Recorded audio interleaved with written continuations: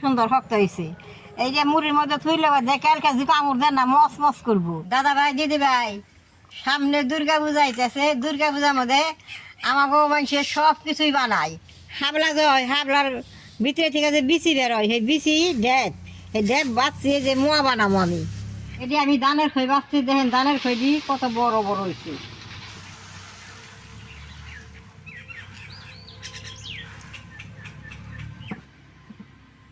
দেখেন ধানের খই কি সুন্দর হয়েছে।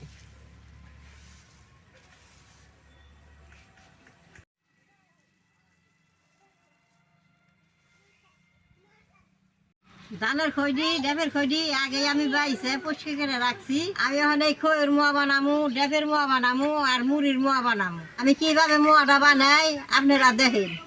ডেবের খই যদি বাজার দেখতে চান একদিন কইবেন ঘরে ডেব আছে আমি বাইছে আপনাকে দেখাবো। জলটা দিয়ে দিন।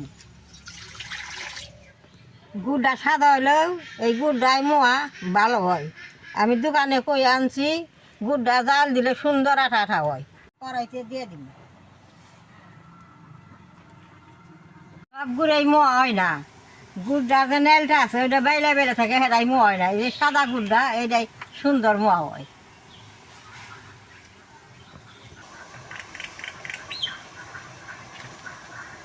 গুড়টা জাল দেন না আর এরকম করে নাড়ন লাগবো।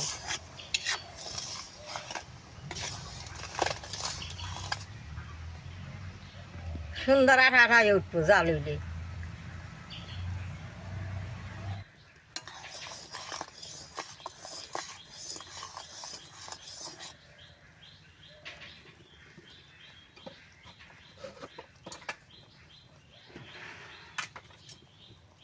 দাদা ভাই দিদি ভাই পূজা আইলে এরকম করে রুমের নাড়ু, নারকেলের নাড়ু, তিলের নাড়ু, চিড়ার নাড়ু, চেঁচার নাড়ু, ডেপের নাড়ু আমরা বানিয়ে খাই। দেখেন যে গুড়টা কি সুন্দর তার তার হয়েছে। এই যে দেখেন এই গুড়টাতে মোয়া পাক দিলে বেশ সুন্দর হবে। গুড়টাই সুন্দর আইছে। এই যে দেখেন মুড়ির মধ্যে দিয়ে নগনকেই পাক দেন না।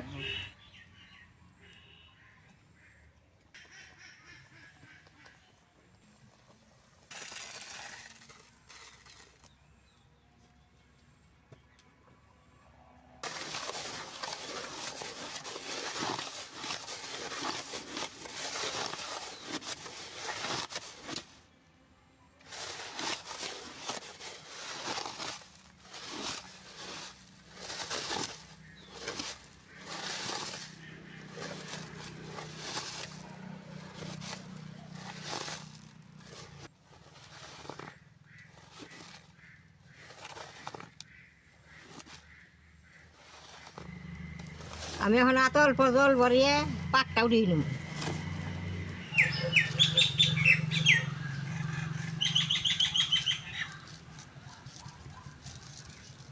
দেখেন মোয়ারা কত সুন্দর হয়।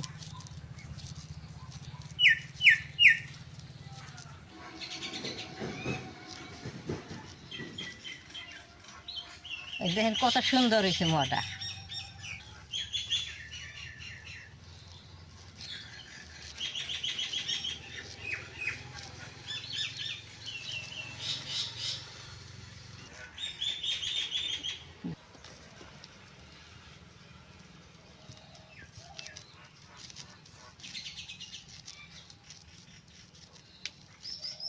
দাদা ভাই দিদি ভাই গুড়টা যদি ভালো হয় তাহলে সব এই মোয়া বানাবার পারি।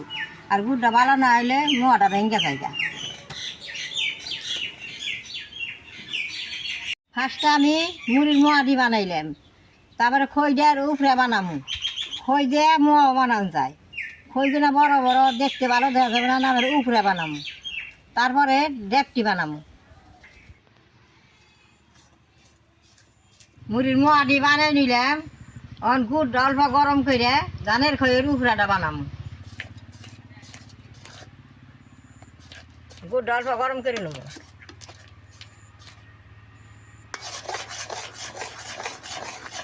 উপরে বানাবার দিকে খই দিয়ে দামায় ডাইলে নিলাম।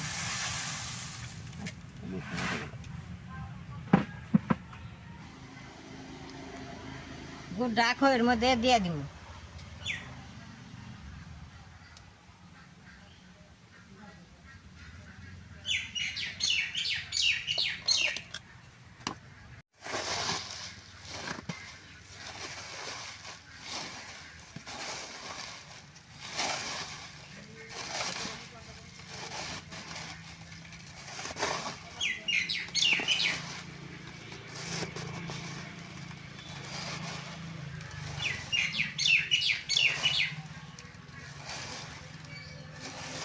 এইভাবে খইয়ের মধ্যে বেশ সুন্দর করে গোবটা মিলিয়ে নেব।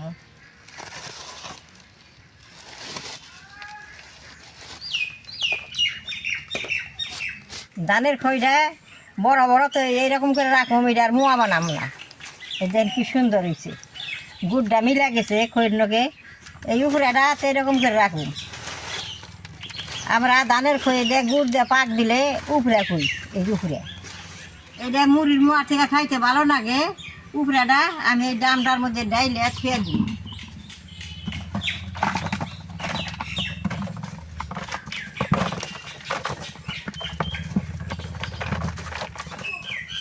ডেপটা অল্প করে ভাবছি, আবার লক্ষ্মী পূজায় ভাজুম। ডেপটার মোয়া এখন আমি পাক দিব। চেচার খইটা সাদা, ডেপের খইটা দেখেন যে পাকড়া পাকড়া হয়, এই যে না কাজে না বুঝলাম এরকম হয় খইটা।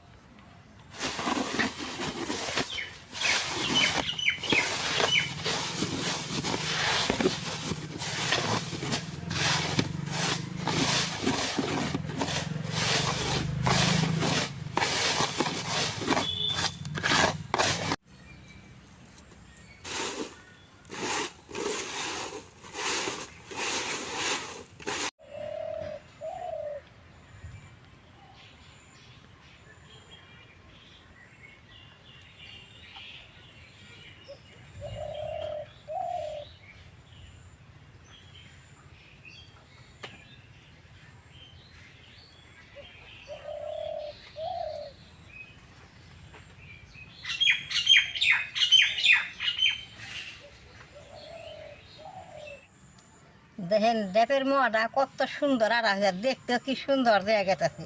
ডেপটার ভিতরে পাকড়া পাকড়ি বের হয়।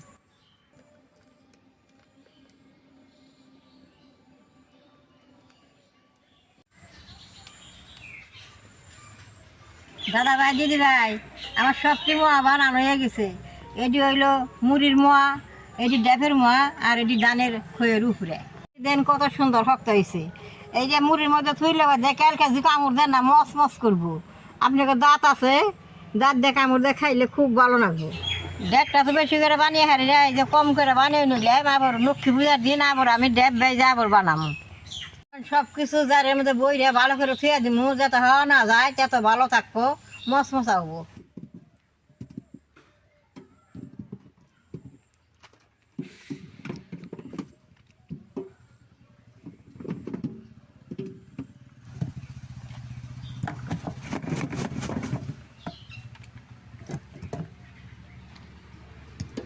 আপনারা এইরকম করে মোয়া বানিয়ে খাইবেন। আমার এই মোয়া বানিয়ে না ভিডিওটা দেখে যে আপনাকে ভালো লাগে, নেট করবেন, শেয়ার করবেন, আমার পাশে থাকবেন, নালডায় টিভি দিবেন।